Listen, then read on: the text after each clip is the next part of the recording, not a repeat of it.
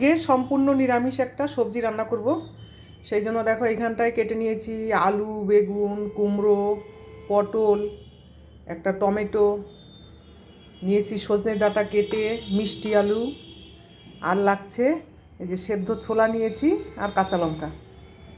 চলো রান্নাটা শুরু করি। দিয়ে দিচ্ছি সর্ষের তেল,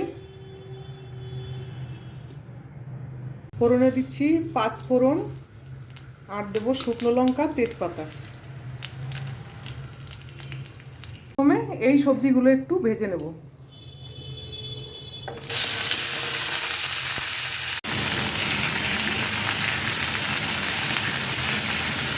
সবজিগুলো একটু লাল করে ভাজা হয়ে গেছে। এবারে আমি দেব সজনের ডাঁটা আর মিষ্টি আলু। এগুলো যদি আগে দিতাম তাহলে গলে যেত, বেশি সবজিগুলো গললে ভালো লাগবে না খেতে। দেব পরিমাণ মতো নুন আর হলুদ।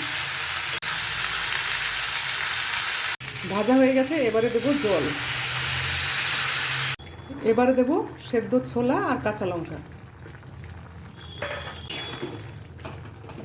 মিডিয়াম আছে ঢাকা দিয়ে রাখবো।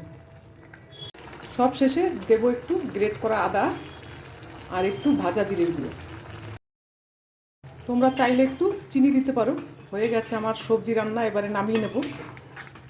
এই সবজিটা তোমরা সব কিছুর সঙ্গে খেতে পারো, ভাত, রুটি, পরোটা সবেতেই ভালো লাগবে। আমার আজকের রেসিপিটা কেমন লাগলো অবশ্যই জানিও।